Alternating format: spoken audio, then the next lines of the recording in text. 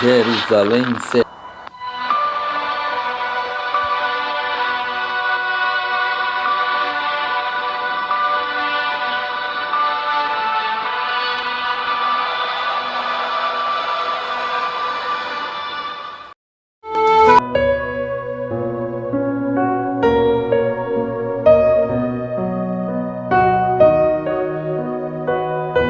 de la Parashá Pinhas, boca de serpiente.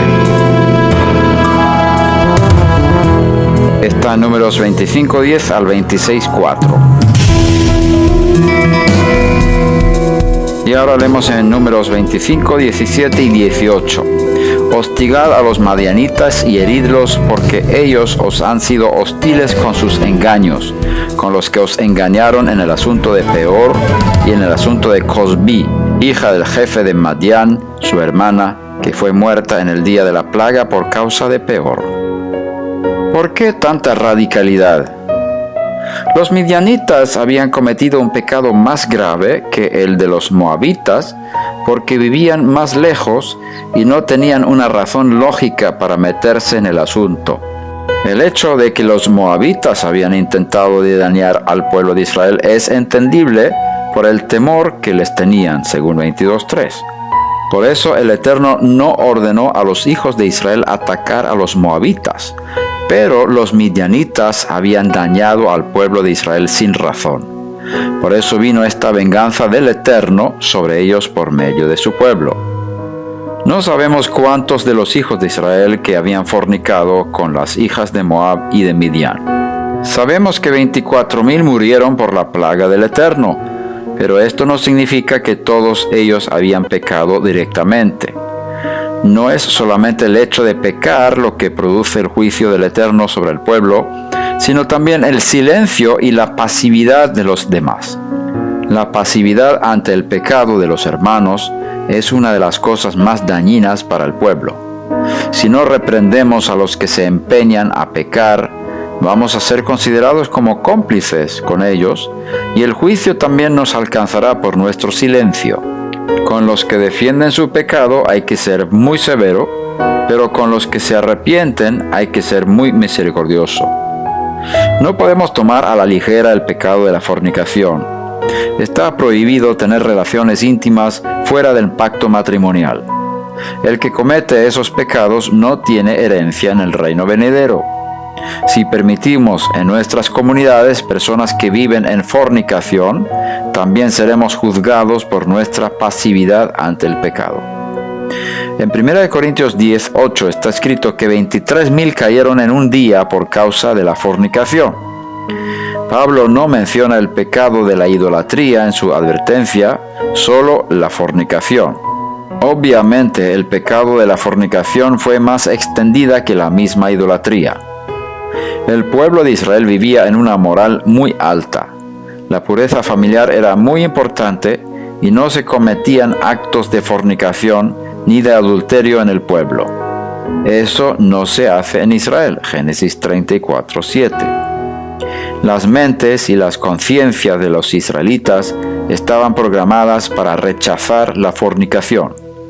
Por eso cuando un jefe viene y presenta a una mujer extranjera idólatra en público y la introduce en su tienda para fornicar con ella delante de todo el pueblo, era algo sumamente grave. Esto no se hace en Israel ni entre los escogidos de entre las naciones. Si uno se acostumbra de la fornicación y no la considera un pecado grave, es porque su mente y su conciencia han sido pervertidas por el espíritu de este mundo maligno. ¿Cómo vas a permitir que tu hija se acueste con su novio antes de casarse con él? Y si en algún momento piensas que se puede vivir juntos sin estar casados, necesitas arrepentirte por haber aceptado algo que el Eterno no acepta. No está permitido tener relaciones íntimas sin un pacto matrimonial entre hombre y mujer. Si no consideramos bueno, justo y correcto lo que hizo Pinhas cuando atravesó a Zimri y Cosbi con una lanza, entonces nuestras mentes no han sido renovadas según la Torá y pensamos lo contrario de lo que piensa el Eterno. Lo que hizo Pinhas fue bueno en los ojos del Eterno, y él fue grandemente recompensado por su acto de haber ejecutado a los fornicarios idólatras con el celo del cielo. ¿Por qué tanta radicalidad? Para salvar al pueblo de la destrucción. Un poco de levadura leuda toda la masa, y hay que cortar con estas cosas para que los justos no desaparezcan del mundo. Estamos hablando de cómo se debe tratar con el pecador que se empeña en su rebeldía. Otra cosa es cuando uno cae por debilidad y luego aborrece el pecado y se arrepiente. El Eterno es muy misericordioso con los débiles y perdona a los que se arrepienten. Aunque caigamos muchas veces y nos arrepintamos de nuevo, Él nos perdona. Sin embargo, si caemos en fornicación normalmente es porque no entendemos la gravedad del pecado. Si tú supieras que obtendrías el SIDA a la hora de cometer fornicación, ¿lo harías? Vemos que el temor a las consecuencias evita el pecado. Si no hay temor, el pecador sigue cayendo y cayendo pensando que su pecado no es tan grave. La fornicación es grave. El severo juicio viene sobre los que no se arrepienten de verdad de su fornicación, como está escrito en Colosenses 3, 5 al 7.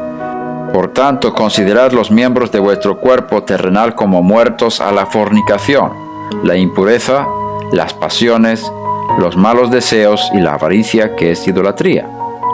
Porque la ira de Dios vendrá sobre los hijos de desobediencia por causa de estas cosas, en las cuales vosotros también anduvisteis en otro tiempo cuando vivíais en ellas.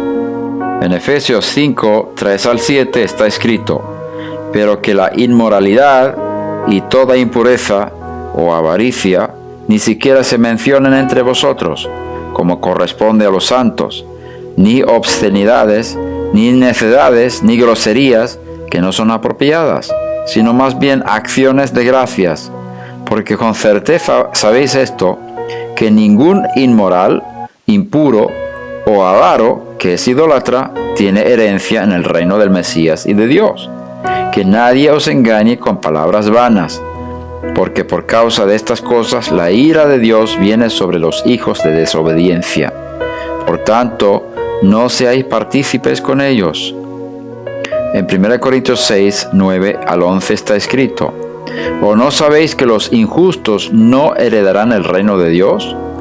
No os dejéis engañar, ni los inmorales, ni los idólatras, ni los adúlteros, ni los afeminados, ni los homosexuales, ni los ladrones, ni los avaros, ni los borrachos, ni los difamadores, ni los estafadores heredarán el reino de Dios. Y esto erais algunos de vosotros, pero fuisteis lavados, pero fuisteis santificados, pero fuisteis justificados en el nombre del Señor Yeshua, el Mesías, y en el Espíritu de nuestro Dios. Bendito sea el Eterno por su justicia y su misericordia,